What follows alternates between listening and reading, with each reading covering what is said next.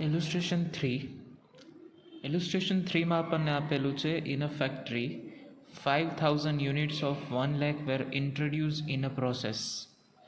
5000 unit છે જેની કિંમત 1 લાખ રૂપિયા છે, જે પ્રોસેસની અંદર ઇન્ટ્રોડ્યુસ કરવામાં આવે છે.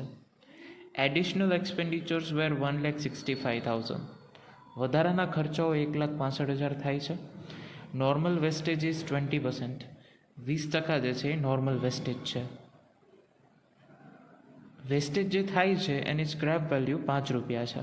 એટલે જે કંઈ પણ આપણો વેસ્ટેજ મળશે એની સ્ક્રેપ વેલ્યુ 5 રૂપિયા છે. એને આપણે જ્યારે નોર્મલ વેસ્ટેજનો અમાઉન્ટ ઘણીવાર આપણને ક્વેશ્ચનની અંદર આપતા નથી, પણ આ ક્વેશ્ચનની અંદર આપણને નોર્મલ વેસ્ટેજની અમાઉન્ટ આપેલી છે કે 5 રૂપિયા જે છે એ નોર્મલ વેસ્ટેજ થાય છે. આપણે આના ઉપરથી પ્રોસેસ અકાઉન્ટ, એબનોર્મલ ગેઇન અથવા વેસ્ટ અકાઉન્ટ બનાવવાનું છે.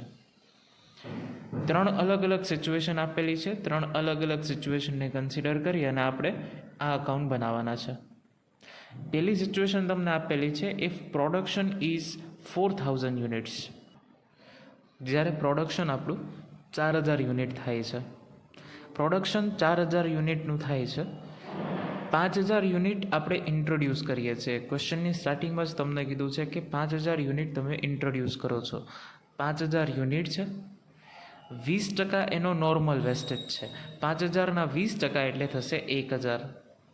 અને આપણે પ્રોડ્યુસ કેટલા યુનિટ કરીએ છીએ? 4000 યુનિટ. નોર્મલ પ્રોડક્શન 4000 અને પ્રોડક્શન પણ 4000. 4000 પ્રોડક્શન, 4000 નોર્મલ પ્રોડક્શન, એટલે આપણને ન ગેઇન થાય છે ન આપણને વેસ્ટ થાય છે. બરાબર? આ ન્યુટ્રલ કન્ડિશન છે જેની અંદર નોર્મલ પ્રોડક્શન 4000 છે અને આપણે પ્રોડક્શન પણ આપણું 4000 રૂપિયા છે. અહીંયા કોઈ એબનોર્મલ વેસ્ટ અથવા ગેઇન નથી, તો એબનોર્મલ વેસ્ટ અથવા ગેઇન અકાઉન્ટ નહીં બને. આપણે ફક્ત બનાવવાનું છે પ્રોસેસ અકાઉન્ટ. પ્રોસેસ અકાઉન્ટ બનાવ્યું આની પહેલાં આપણે ઇલુસ્ટ્રેશન 1 અને 2 જોયું. ઇલુસ્ટ્રેશન 1 અને 2ની અંદર સૌથી પહેલાં આપણે મટીરિયલ ઇન્ટ્રોડ્યુસ, પછી material, labour, expenses, total, normal wastage, abnormal wastage અને પ્રોસેસ, નેક્સ્ટ પ્રોસેસની અંદર ટ્રાન્સફર. એ રીતે આપણે કરતા હતા. અહીંયા સૌથી પહેલાં મટીરિયલ ઇન્ટ્રોડ્યુસની વાત કરીએ. 5000 યુનિટ આપણે ઇન્ટ્રોડ્યુસ કરીએ છીએ. એ યુનિટની પ્રાઇસ છે 1 લાખ રૂપિયા. તો અહીંયા આવશે to raw materials 5000 unit, amount 1 lakh. Extra મટીરિયલની કંઈ ઇન્ફોર્મેશન આપેલી નથી. લેબર વિશે કાંઈ ઇન્ફોર્મેશન આપેલી નથી. એક્સપેન્ડિચર તમને કીધું છે કે એડિશનલ એક્સપેન્ડિચર્સ વેર ઓફ રૂપીસ 1,65,000. તો આ એડિશનલ એક્સપેન્ડિચર આપણે લખશું ટુ એડિશનલ એક્સપેન્સીસ 1,65,000. આપણને જે ઇન્ફોર્મેશન આપેલી હતી આપણે એ વસ્તુ એડ કરી. નોર્મલ વેસ્ટેજ 20% છે. વેસ્ટેજ હંમેશા ક્રેડિટ સાઇડ ઉપર હોય છે. 5000ના 20% એટલે 1000 યુનિટ અને એની અમાઉન્ટ આપેલી છે આ વખતે નોર્મલ વેસ્ટેજની 5 રૂપિયા. તો 1000 ગુણ્યા 5 એટલે આપણી અમાઉન્ટ કેટલી થશે? 5000 રૂપિયા. 5000 રૂપિયા આપણી અમાઉન્ટ છે. બરાબર? એબનોર્મલ વેસ્ટેજ કાંઈ છે નહીં, બાકી આપણે એબનોર્મલ વેસ્ટેજ પણ અહીંયા એડ કરવું પડે. એબનોર્મલ વેસ્ટેજ આપેલું નથી. અમાઉન્ટનો ટોટલ કરીએ. ટોટલ અમાઉન્ટ 5000 યુનિટ માટે આપણી પાસે 2,65,000 છે. આ અમાઉન્ટ બે સાઈડ ઉપર મૂકીએ. 5000માંથી 1000 યુનિટ માઇનસ કરીએ તો પ્રોસેસ 2ની અંદર યુનિટ જશે 4000 અને 2,65,000માંથી નોર્મલ વેસ્ટેજની અમાઉન્ટ માઇનસ કરીએ તો એની અમાઉન્ટ થશે 2,60,000. એટલે પ્રોસેસ 1માંથી જ્યારે પ્રોસેસ 2ની અંદર મટીરિયલ જાય છે તો એની પ્રાઇસ કેટલી થશે એ આપણે ડિસાઇડ કરવાની છે. 2,60,000 એને 4000 વડે ડિવાઈડ કરીએ એટલે પ્રોસેસ 2ની અંદર જે પર્ટિક્યુલર યુનિટ જશે એની આપણને પ્રાઇસ મળશે. તો 2,60,000ને 4000 વડે ડિવાઈડ કરતાં આપણી પાસે અમાઉન્ટ આવશે 65 પર યુનિટ. અહીંયા તમને કેલ્ક્યુલેશન પણ આપેલું છે, એ પણ તમે જોઈ શકો છો કોસ્ટ પર યુનિટ ફાઇન્ડ આઉટ કરવા માટે. આ કન્ડિશન નંબર 1 હતી. કન્ડિશન નંબર 2માં તમને કીધું છે કે when production is of 3500 unit, કે જ્યારે પ્રોડક્શન 3500 યુનિટ થાય છે. શરૂઆતમાં આપણી પાસે 5000 યુનિટ છે, એમાંથી 20% આપણી પાસે નોર્મલ વેસ્ટેજ થાય છે. એટલે 5000ના 20% એટલે 1000 આપણો નોર્મલ વેસ્ટેજ છે. માઇનસ કરીએ એટલે આપણી પાસે 4000 યુનિટ વધશે. 4000 આપણે પ્રોડક્શન એક્સપેક્ટ કરીએ છીએ કે આપણું પ્રોડક્શન 4000 થશે, પણ ખરેખર આપણું પ્રોડક્શન કેટલું થાય છે? 3500. તો 4000 આપણે એક્સપેક્ટ કર્યું અને 3500 આપણું પ્રોડક્શન થયું, તો 500 યુનિટનો આપણને લોસ જશે. 4000માંથી 3500 માઇનસ કરીએ, 500 યુનિટ જે છે એ આપણો એબનોર્મલ વેસ્ટેજ છે. હવે એબનોર્મલ વેસ્ટ છે એટલે બે એકાઉન્ટ બનશે, પ્રોસેસ એકાઉન્ટ અને એબનોર્મલ વેસ્ટ એકાઉન્ટ. શરૂઆત કરીએ પ્રોસેસ એકાઉન્ટથી. પ્રોસેસ એકાઉન્ટમાં સેમ એઝ ઇટ ઇઝ જે આપણે લાસ્ટ ટાઈમ કર્યું એ રીતે આપણી પાસે 5000 યુનિટ્સ જે છે આપણે મટીરિયલના ઇન્ટ્રોડ્યુસ કરીએ છીએ, એની પ્રાઇસ 1,00,000 રૂપિયા છે. વધારાના એક્સપેન્સીસ આપણા 1,65,000 રૂપિયાના છે. નોર્મલ વેસ્ટેજ આપણો 1000 યુનિટનો થાય છે.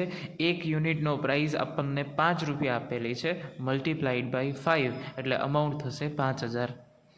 એબનોર્મલ વેસ્ટેજ 500 રૂપિયા થાય છે, એક યુનિટની પ્રાઇસ 5 રૂપિયા છે, બરાબર. અને વેસ્ટ 500 યુનિટનો વેસ્ટ થાય છે. આપણે એક યુનિટની કોસ્ટ પર યુનિટ આપણે ફાઇન્ડ આઉટ કરેલી છે 65, તો 500 ને 65 વડે મલ્ટીપ્લાય કરીએ એટલે આપણી પાસે અમાઉન્ટ આવશે 32,500. બધી અમાઉન્ટ એડ કરી દીધી. હવે એબનોર્મલ વેસ્ટેજ એકાઉન્ટ બનાવીએ. અહીંયા એબનોર્મલ વેસ્ટ તમે ક્રેડિટ સાઇડ ઉપર લખેલું છે, તો આની એન્ટ્રી એબનોર્મલ વેસ્ટેજ એકાઉન્ટમાં આવશે ડેબિટ સાઇડ ઉપર, પ્રોસેસ નંબર 1.